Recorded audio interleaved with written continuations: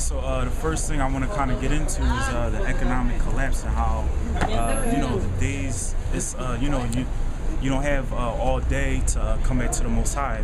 Right now is a time to like the scripture says, remember your Creator in the days of your youth. So right now we're supposed to be trying to get ourselves, refine ourselves, maintain our integrity in our captivity in Babylon, and we do that by staying diligently in the scriptures, like it says in Psalms 119 and 4. If you want to get that real quick, Psalms 119 and 4. Okay. This is Psalms chapter 119, verse 4. It says, bear with me a second, it's a little windy.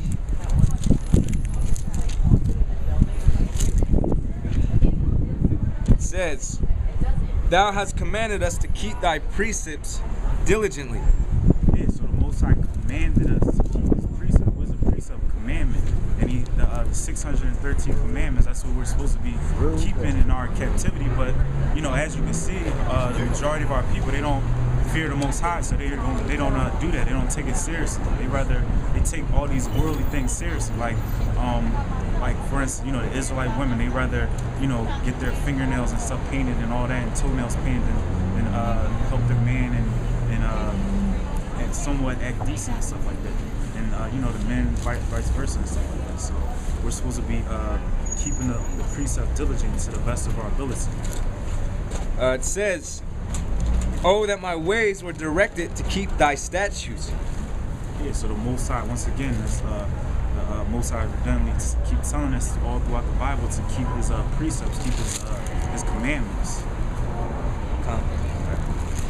It says, then shall I not be ashamed when I have respect unto all thy commandments. I will praise thee with uprightness of heart when I shall have learned thy righteous judgments. I will keep thy statutes, O forsake me not utterly. Yeah, so we're supposed to keep the statutes, and by keeping the statutes, we're showing our integrity, our faith, and and our fear. Fear the Most High. And that's in order to be a man of the Lord. That's the foundation or the basic thing that you want to have. I guess you can probably get the piece. I mean, it's up to you. It's 28 if you want to. Oh yeah, come. All right, this is Jeremiah 28, verse 8. The prophets that have been before me and before thee of old prophesied both against many countries and against great kingdoms, of war and of evil and of pestilence. Yeah, war and of evil and pestilence. And, our people get all docile and all this, but don't think just because they're not talking about Syria and the Middle East and all that stuff right now that stuff isn't gonna, it's still not taking, stuff going on behind the scenes, and it's still not gonna happen and stuff like that, because, people aren't really focused on that. They focus on the economic, that stuff, but that's gonna jump off pretty soon, which,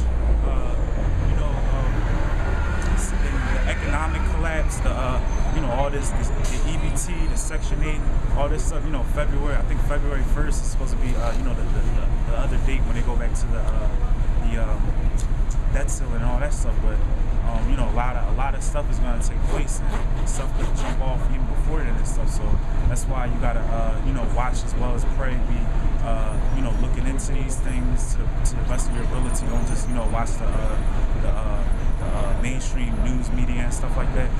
And yeah, well, I mean, to add on to what the brother is saying, I forget this little short documentary or interview that I was watching, but there was a lady on there that said that she basically had a bank insider. She said the first couple things to look for before they declare martial law is basically like the banks all shutting down. And something similar did happen. Like the brother said, you couldn't use the EBT, you couldn't use the MAC card, okay? You couldn't use your credit card for a certain period of time. That happened, And that was basically just a setup, Basically to see how the people would react. But the lady was saying that what could potentially cause martial law, according to some of the insight that she has, is all the banks shutting down for a period of 72 hours, and then them saying, like say on a Friday, they would shut down all the banks for the evening. What would happen was they'd tell you, okay, but come Monday, everything will be all right. Well, that would be the 72-hour mark before martial law is declared. Because why? If the banks are shut down, you can't access funds. You can't use funds. And they basically already did that. How long ago was that? That you couldn't use the, wasn't not too long ago, right? A couple weeks ago. So they could just be potentially setting up for something like that to happen, but on a much larger scale. To add on to that, like Chase Manhattan Bank, they did something to where they like limited, I think, the amount of money you can take out, and you can't transfer money like internationally to other banks and stuff like that. So you know, like all the other banks are gonna soon like follow suit with that and do the same thing. So that's something to add on to it. And they just show you that all these credits that we use, the so-called money and funds, it's really just, it's all BS. There was a guy that we're interviewing, he was a Jake. He looked at his account when all this was going down. He looked at his account and he had $4 trillion in his account, man. So this goes to show you that it's just manipulative. All this so-called credit that we use as wealth, it's all just a numbers game, man. It's all basically numbers in a computer. That's all that it is. So with a system that's based upon nothing, it only has one place to go, and that's down.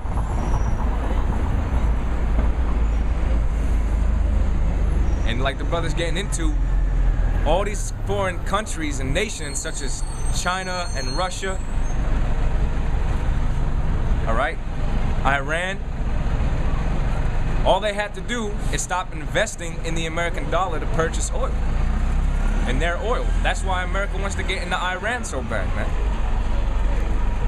One of the main reasons, because they have that oil, they have all them oil reserves.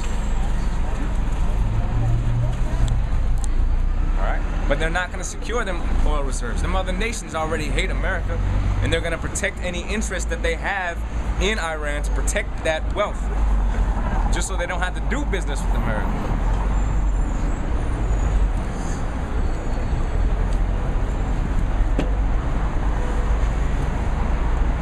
Got something else? You wanted Ecclesiastes 12? 12:1. Alright. Yeah. This is Ecclesiastes 12, verse 1. Remember now thy Creator in the days of thy youth, while the evil days come not, nor the years draw nigh, when thou shalt say, I have no pleasure in them. Yeah, so we're supposed to come back to the Most High before all this pestilence and all these bad evils, bad times come. That's the mentality we're supposed to have. We're not supposed to be, trying to wait till the last minute and want to inquire when's the last day of the Lord coming, when's the end of the world coming, so we can do all our wickedness and all that stuff like that, because it doesn't work like that. We're supposed to be trying to get ourselves together right now, get ourselves, trying to perfect ourselves right now. Before, the economic collapse, before World War III, before martial law, before the implementation of the RFID chip, which is it's coming quick, like it says in 2nd Ezra 16 and 37, the plagues draw nigh and are not slack. That's the way the RFID chip is coming. They've been implementing it in school IDs, passports, all different types of IDs and stuff like that. And, they even got commercials and stuff for that stuff now, like trying to justify it where, like you get into a car accident, they'll have all your information and all this stuff. And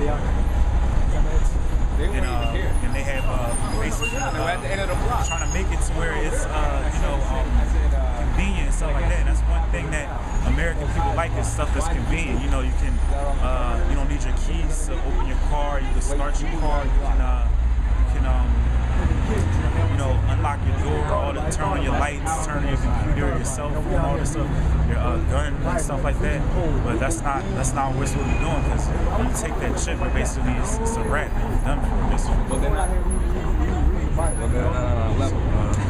Yeah, well, like the brother was just getting into about the RFID microchip. What do you think when martial law is declared? That's the very first thing that they're gonna implement, man. I mean, the people are already willingly and on their own time and interest putting these devices, okay, or radio frequency identification devices into their skin. But it's gonna translate from a willing to we're gonna force you to take this. America's collapse ain't for nothing, all right? The collapse is so what? It's so you can get chipped. Martial law is not being declared for nothing. It's so what? So you can get chipped. But the elect men, they're gonna know to stay away from this. They're gonna know to stay faithful unto death. Because we belong to the Most High, man. But 2/3, the men that and the women that dwell here in America of the other nations as well, they're gonna fall right into this trap. And that's according to prophecy. Many men are gonna be slain by the sword of Yahweh Bashem Yahushai. So, but all this, like the brother was going into the different events, all that's going to collectively take place. Okay? A collapse, martial law, the RFID microchip, these are all future coming prophecies to further bring down America.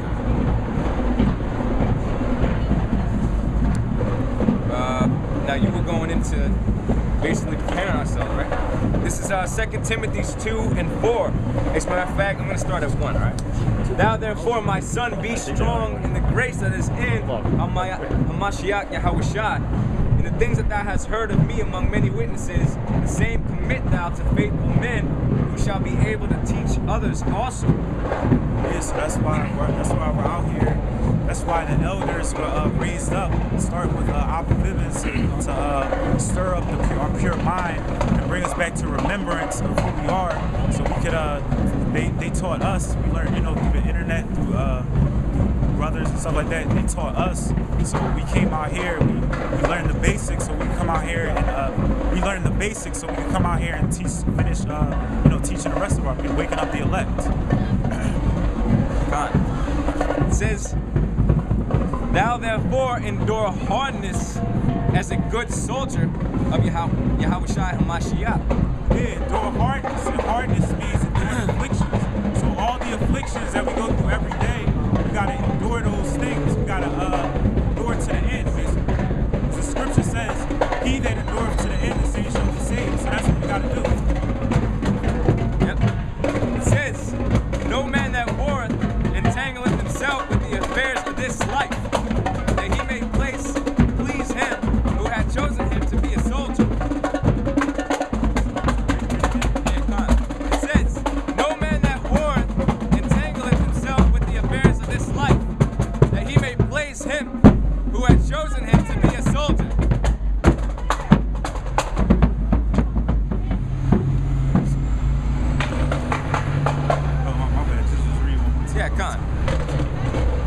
No man that warreth entangleth himself with the affairs of this life, that he may please him who hath chosen him to be a soldier.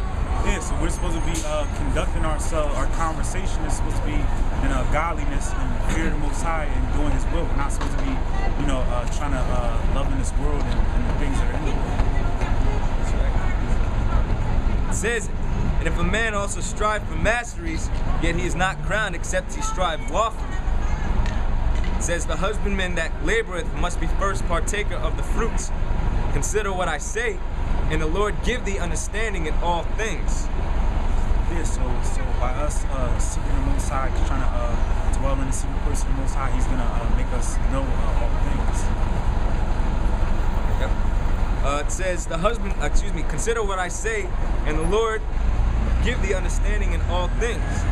Remember that Yahushua Hamashiach of the seed of David was raised from the dead according to my gospel, wherein I suffered trouble as an evildoer, even unto bonds, but the word of the Most High is not found. Therefore I endure all things for the elect's sake, that they may also obtain the salvation which is in Hamashiach Yahushua with eternal glory. Yeah, so that's why we're out here to make the elect, so they can receive the kingdom. That's what Yahushua. Yeah, I want you to stand close, and you need to speak up. That's the main purpose of what Yahushua came down here and taught the apostles and everybody, so we can gather the elect and raise up the elect.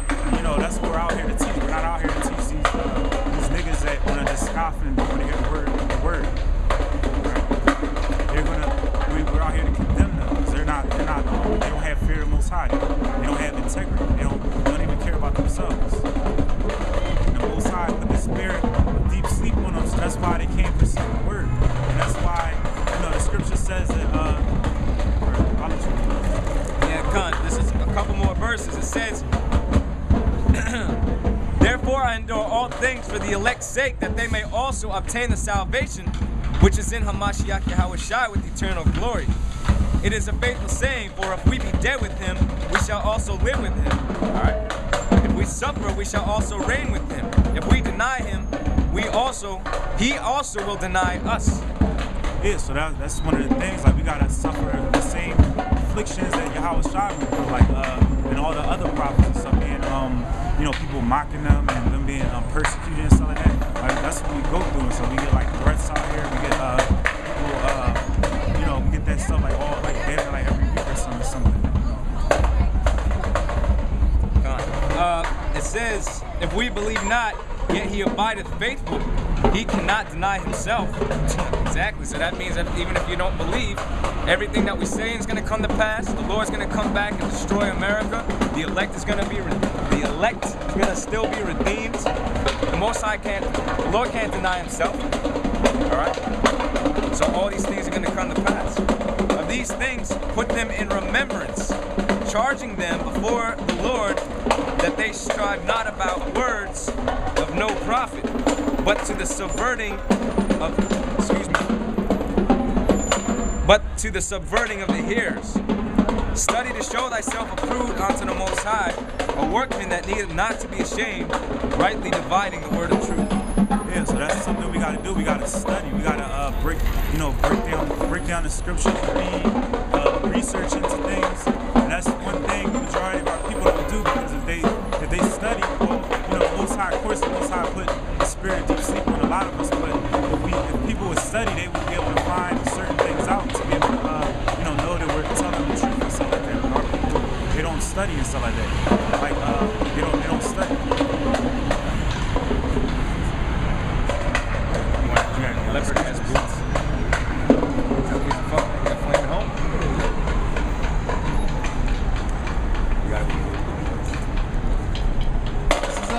Sirach, chapter 9, verse 15. Let thy talk be with the wise, and all thy communication in the law of the Most High. Yeah, so that's why we conduct ourselves as godly men, and we're in the scriptures, and we don't dwell in the world and be into all this worldly stuff that's vain. It's not going to benefit us. We're trying to be hopefully the elect of 145,000. So that's what we gotta constantly be mindful of, and be in our conscious and subconscious mind. Sirach, chapter 9, verse 11. Envy not the glory of a sinner, for thou knowest not what shall be his end. Yeah, so all these dudes like that you see, like Kanye West, Jay-Z, all these so-called millionaires and music producers and all this stuff like that are uplifted and lofty in this world. We know that their end is going to be destruction, and it's vanity and stuff like that. Like, why would you want to like in this kingdom, Esau can take you down whenever he wants to and stuff like that. But in the kingdom, that's going to be an incorruptible crown. Like, you can't be, taken away from us and stuff. So that's what a wise man would know that and conduct himself in a manner and maintain his integrity, not doing this. This is Luke chapter 6, verse 21. Blessed are ye that hunger now, for ye shall be filled. Blessed are ye that weep now, for ye shall laugh. Blessed are ye that hunger now, for ye shall be filled. Blessed are ye that weep now, for ye shall laugh. Blessed are ye when men shall hate you, and when they shall separate you from their company, and shall reproach you and cast out your name as evil, for the Son of Man's sake. Rejoice ye in that day, and weep for joy, for behold, your reward is great in heaven, for in the like manner did their fathers unto the prophets. But woe unto you that are rich, for ye have received your consolation. Yeah, these people in this society, the people that I just named, some of the examples of the people that I just named, so they receive their consolation in their captivity and stuff. That's vain, so that's not what the Most High wants us to do. He wants us to receive the kingdom, and in the kingdom, we're not going to be, all this stuff is going to be taken away from us. But if you have a question, James Bible. James Bible.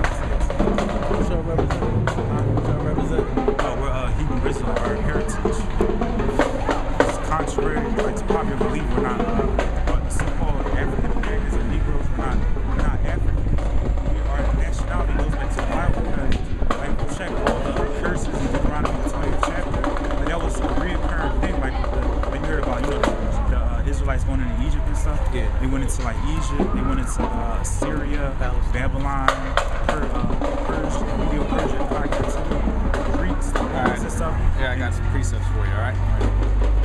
Try to speak up too. All right, yeah, All right, this is Deuteronomy 28 and 45. Moreover, all these curses shall come upon thee, and shall pursue thee and overtake thee till thou shalt be destroyed. Till thou be destroyed.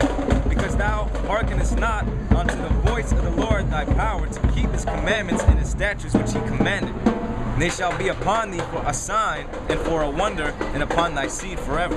Yeah, so basically all these curses from our ancestors breaking the laws, statutes, and commandments of the Most High. Remember, like how Moses got the commandments and stuff. So by us breaking these laws, it was in the beginning, the first 15 verses, it was the blessings that we would get, and then after that was the curses. And all these curses that we're under, this is why. It's not just because, it's not just for no reason and stuff like that. Like one of the curses, you went to Deuteronomy. Yeah, I got it already. 68? Yeah. God. This is gonna make it like super clean and stuff like that. This is Khan. Remember, because before we read earlier, it said that the curses were going to be upon us for like a sign and for a wonder. Because naturally, we're the greatest people on the face of the planet. I mean, you can see that. We're the strongest, okay? Really, we're the smartest, right? All these people here, okay? We're good at everything we do. But there's a reason for that. See, we got destroyed because, according to prophecy, we were going to go off. So we went off and keep the commandments. So we were lowered to a lower state, you know? So we're going to read that now. This is Deuteronomy 28 and 68. And the Lord shall bring thee into Egypt again with ships. It says Egypt. The word Egypt goes back to the Greek word Egyptos, which means bondage, like captivity. So it's saying, just like how the Israelites went into Egypt before the first time and stuff, we go back into Egypt again with ships. Flip it up the other way. See this sign? We got a sign right here. It says, no, the other way. Yeah, flip it the other way.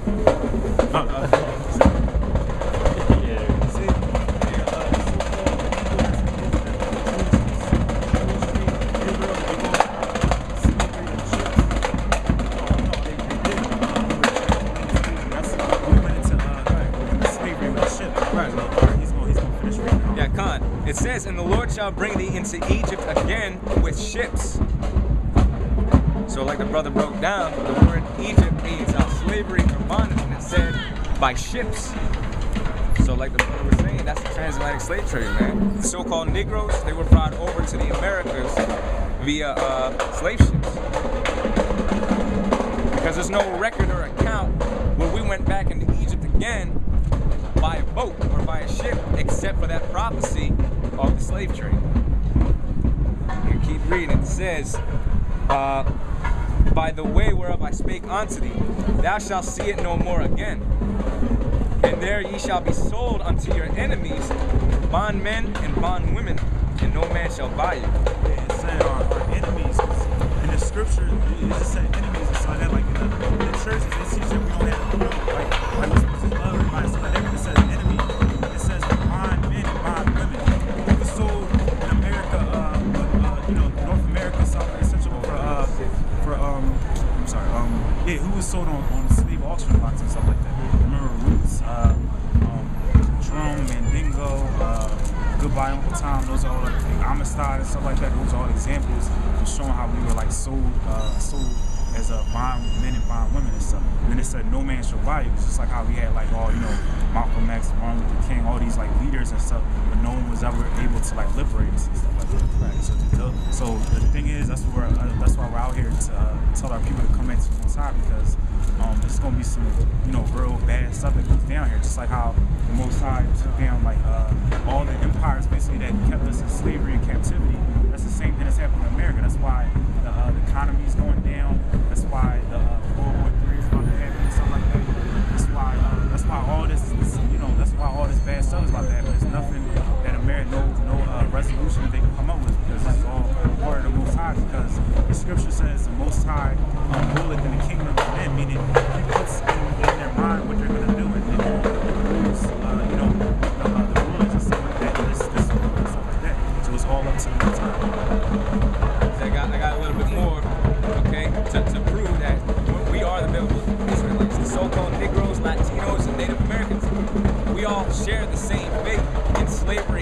captivity, both in that state and condition, but under the same man, which is the so-called white man. The so-called white man persecuted the so-called Negroes, and we got the book, okay, Babylon and Timbuktu, to prove that you had the Romans basically siege Jerusalem, okay, and take over the Israelites, and they fled into the interiors of Africa to escape persecution from the Romans, okay, and what eventually happened is we blended in, or the so-called Negroes blended in with the so-called Africans down there. Because if you know your history, the Africans that were dwelling down there, so-called, because they're really Hamites, they were basically rounding us up, okay? The tribes of Judah, Benjamin, and Levi, they were rounding them up and selling them to the Arabs, selling them to the so-called white people. So those three nations that had a major part in our slavery and our condition of us forgetting who we were, because it was beaten out of us, it was taken from us. We weren't allowed to read, okay? Everything about us was taken away from us. The so-called white man stole it.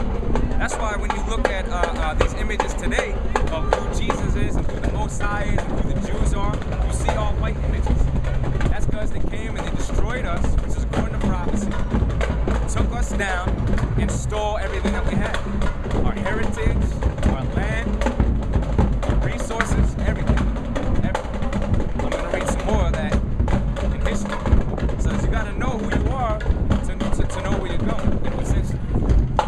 This is Joel, chapter 3. I'm going to start at 3. I'm going to start at 1. It says, I will also gather all nations and will bring them down into the valley of Jehoshaphat and will plead with them there for my people and for my heritage Israel, whom they have scattered among the nations and parted my land. And they have cast lots for my people and have given a boy for an harlot and sold a girl for wine that they might drink. That's what happened. They were selling us as boys for harlots. And you look on the movie, Goodbye All the Time, the so-called white man, he would like paint little boys' faces with like makeup and all this other stuff, and that's like sex scenes or something. And the women, yeah, watch the movie Goodbye All the Time. It was like a man, like a slavery movie or something. So then like they sold the girl, women wine and stuff like that. Let me read it again.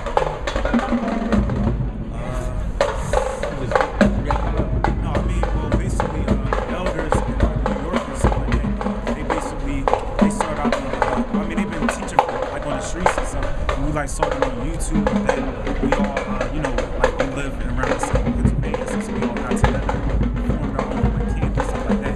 We're not like a church or anything like that.